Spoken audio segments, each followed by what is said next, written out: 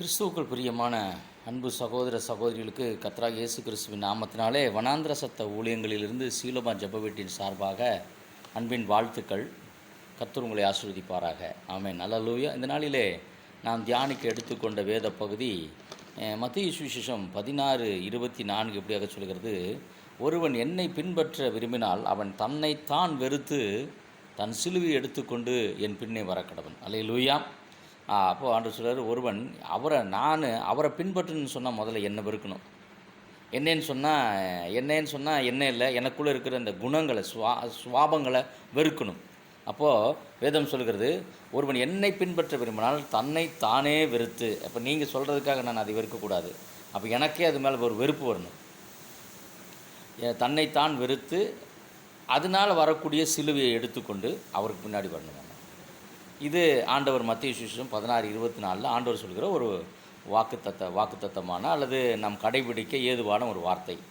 மத்தேயு சுவிசேஷம் 10ஆம் அதிகாரத்தில் நம்ம வாசிக்கும்போது, மத்தேயு சுவிசேஷம் 17 அப்படி 27 முடி அப்படி வாசிட்டு போனோன்னு பார்த்தீங்கன்னா, அதில் பார்த்தீங்கன்னா ஒருத்தன் ஓடி வந்து சொல்லுவான், நல்ல போதகரே அப்படின்னு சொல்லி இயேசு கிறிஸ்து சொல்லுவான்.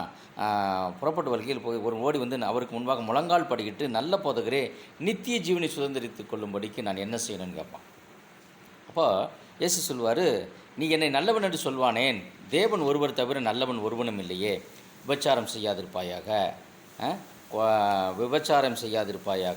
கொலை செய்யாதிருப்பாயாக, களவு செய்யாதிருப்பாயாக, பொய் சாட்சி சொல்லாதிருப்பாயாக, வஞ்சனை செய்யாதிருப்பாயாக, உன் தகப்பன் உன் தாயும் கனம் பண்ணுவாயாக என்கிற கற்பனைகள் அறிந்திருக்கிறாய் என்றார். அதற்கு அவன், போதகரே, இவைகளை எல்லாம் நான் சிறு வயது முதல் கை கொண்டிருக்கிறேன். அல்லேலூயா. போதகரே, இது நான் இன்றைக்கி நேரத்தில் சிறு வயது முதல் நான் இவைகளெல்லாம் ஃபாலோ பண்ணிக்கிட்டு இருக்கிறேன் அப்படின்னு சொல்லிட்டு சொல்லுவாப்புல. அப்போ ஆண்டவர் சொல்கிறாரு, அல்லேலூயா. அப்போ இயேசு சொல்கிறாரு, இவைகளெல்லாம் சிறு வயது முதல் கை கொண்டிருக்கின்ற. இயேசு அவனை பார்த்து அவனிடத்தில் அன்பு கூர்ந்து, உன்னிடத்தில் ஒரு குறை உண்டு, நீ போய் உனக்கு உண்டானவையெல்லாம் விற்று தரித்திரருக்கு கொடு, பின்பு என்னை பின்பற்றி வா அப்படின்னு சொல்கிறாரு. அப்போது அப்படி இயேசு கிறிஸ்து சொன்ன உடனே அவன் என்ன பண்ணுறான், அவன் மிகுந்த ஆஸ்தியுள்ளவனாக இருந்தபடினால் மனமடிவாய் அந்த வார்த்தைகளை கேட்டு மனம் அடிந்து துக்கத்தோடே போய்விட்டான். இயேசு கிறிஸ்து என்ன சொன்னார், ஒருவன் என்னை பின்பற்ற விரும்பினால் அவன் முதலாக என்ன பண்ணணும், தன்னை தானே வெறுக்கணும். ரெண்டாவது, சிலுவை எடுத்துக்கொண்டு வரணும். அப்போ இவன் என்னென்னா, அவர் வெறுக்க சொல்லலை. இவன் வந்த உடனே என்ன பண்ணுறான், காலில் விழுகிறான், ப்ரைஸ் பண்ணிட்டு சொல்கிறான், நல்ல போதகரே, நித்திய ஜீவனை சுதந்திரித்துக் கொள்ளும்படிக்கு நான் என்ன செய்ய வேண்டும். அப்போது நித்திய ஜீவன் அடையணும்னா, அப்போ ஆண்டவர் சொல்கிறார், அப்போ இதெல்லாம் நான் சின்ன வயசுலேருந்து செஞ்சிட்ருக்கிறேன். இப்போ அநேக காரியங்களில் நாம் என்னென்னா, நான் கரெக்டு, நான் பர்ஃபெக்ட்டு, நான் செய்கிறது சரி அப்படின்னு நம்ம நினச்சிக்கிட்டு இருக்கிறோம். ஆண்டவர் சொல்கிறார், உன் நினைவுகள் என் நினைவுகள் அல்ல, உன் வழிகள் என் வழிகளும் அல்ல.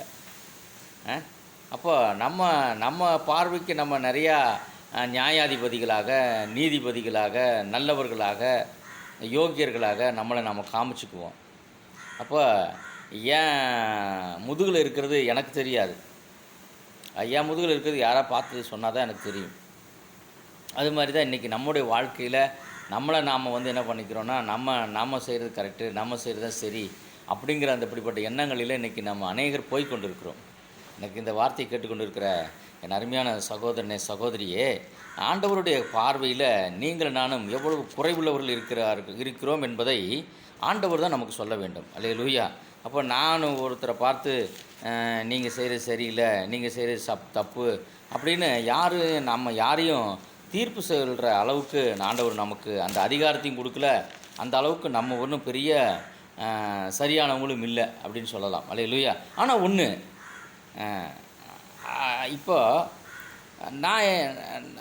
நீங்கள் எனக்கு என்ன செய்கிறீங்களோ நான் அந்த மாதிரி நான் இருக்கணும். இப்போ நான் உங்களை மன்னிக்கிறேன்னு வச்சுக்கோங்க, நீங்கள் என்னை மன்னிக்கணும். அப்போ தான் பரஸ்பரம் அன்பு இருக்கும். இப்போ நான் உங்களை மன்னிச்சிட்டேன், நீங்கள் என்னை மன்னிக்கவே இல்லை, சும்மா பேருக்கு எல்லோரும் முன்னாடி praise lord pastor, praise lord brother அப்படிங்கிறது உள்ளுக்குள்ளே வஞ்சனையாக நமக்கு விரோதமாக துரோகம் செய்யலாம். அது அவங்க கர்த்தர் பார்த்துக்கிறார். அல்லேலூயா. ஆனால் நம்ம என்ன பண்ணால் நம்ம வழியில் கரெக்டாக இருக்கணும். இன்னொன்று, இப்போ சங்கீத புஸ்தகம் சொல்கிறான், பாவியோட வழியில் இல்லாமலும் துன்மார்க்கோட ஆலோசனை, சங்கீத புஸ்தகம் 1ஆம் அதிகாரம் சொல்கிறது, பாவிட வழியில் இல்லாமலும் பரியாசக்காரர் உட்காரும் இடத்தில் உட்காராமலும் இரவும் பகலும் கர்த்தருடைய வேதத்தில் தியானமாக இருக்கிற மனுஷன் பாக்கியவான். நீங்கள் நானும் பாக்கியவானாக இருக்கணும். அல்லேலூயா. அவன் துன்மார்க்கமாக யோசனை பண்ணிகிட்டு இருப்பான். எவனை கமுத்தலாம், பார்த்தா ஊழியக்காரனாக இருப்பான், இல்லை விசுவாசியாக இருக்கலாம். எவனை கமுத்தலாம், எப்படி நம்ம மேலே வரலாம், எப்படி நம்ம முன்னேறலாம், எப்படி நம்ம பதவி அடையலாம், இப்படியெல்லாம் யோசிச்சுட்டு இருப்பாங்க. ஆனால் ஊழியக்காரன்ற பேரில் இருப்பாங்க, விசுவாசிங்கிற பேரில் இருப்பாங்க, பரிசுத்தவான்கிற பேரில் இருப்பாங்க. இப்போ நம்ம என்ன பண்ணோம், நமக்கு அது தெரிஞ்சுதுன்னு சொன்னால் ஒன்றா நம்ம அவங்களோட சொல்லலாம், சொல்லி புரிய வைக்கலாம். அவங்க புரிஞ்சுக்கலன்னு பட்ட பட்சத்தில் நம்ம அவங்களோட போராடக்கூடாது. நம்ம என்ன பண்ணணும், நம்ம வழியை பார்த்து நம்ம போயிடணும். நமக்கு செட் ஆகலையா, ரைட்டு, அங்கே போராடக்கூடாது. அது ஆண்டவர் பார்த்துக்குவார், அது நம்ம வேலை இல்லை. விசுவாசியாக இருந்தால் நம்ம திருத்தலாம், அல்லது மனைவி பிள்ளைகளாக இருந்தால் நம்ம திருத்தலாம், அல்லது நண்பனாக இருந்தால் நம்ம திருத்தலாம். அவங்க செய்கிறது எப்போவுமே அப்படியே பட்ட பல வருஷமாக அப்படியே பட்ட காரியத்தில் அவங்க இருக்கும்போது நம்ம அவங்கள போய் திருத்த வேண்டிய நமக்கு அவசியம் இல்லை. அது நம்ம வேலையும் இல்லை, அது ஆண்டவரோட வேலை. அது ஆண்டவர் பார்த்துக்குவார். அல்லேலூயா. எபேசியர் புத்தகத்தில் இப்படியாக எழுதுகிறார், 2ஆம் அதிகாரம் 13லேருந்து 21 வரைக்கும் வாசித்து பார்க்கும்போது பார்த்தீங்கன்னா, முன்னே தூரமாக இருந்த நீங்கள் இப்பொழுது கிறிஸ்து இயேசுவுக்குள் கிறிஸ்துவினால் இரத்தத்தினாலே சமீபமானீர்கள். அல்லேலூயா. எப்படினில் அவர் தாமே சமாதான காரணராகி இருதிறத்தாரை ஒன்றாக்கி பகையாக நின்ற பிரிவினையாக நடுச்சுவரை தகர்த்து சட்டத்திட்டங்களை நியாயப்பிரமாணத்தை தம்முடைய மாம்சத்தினாலே ஒழித்து இருதிறத்தாரையும் தமக்குள்ளாக ஒரே புதிய மனுஷனாக சிருஷ்டித்து இப்படி சமாதானம் பண்ணி பகையை சிலுவையினால் கொன்று அதனால் இருதிறத்தாரை ஒரே சரீரமாக தேவனுக்கு புறவாக்கினார். அல்லாமலும் அவர் வந்து தூரமாக இருந்த உங்களுக்கும் சமீபமாக இருந்த அவர்களுக்கும் சமாதானத்தை சுவிசேஷமாக அறிவித்தார். யார் தூரமாக இருந்தவங்க? சமீபமாக இருந்தது யார்? தூரமாக இருந்தது யார்? சமீபமாக இருந்தவங்க யூதர்கள், தூரமாக இருந்தது யார்? நம்ம. அல்லேலூயா. நம்மளே அவங்களும் என்ன பண்ணுறாருன்னா அவருடைய ஒரே சரீரத்தினால ஒன்றாக்குறாரு, சிலுவையினால். அல்லேலூயா. சிலுவையின் மரணத்தினால். அல்லேலூயா. அப்படியே பின்னாடி வரும்போது சொல்கிறாரு, அல்லாமலும் அவர் வந்து தூரமாக இருந்த உங்களுக்கும் சமீபமாக இருந்த அவர்களுக்கும் சமாதானத்தை சுவிசேஷம் அறிவித்தார்.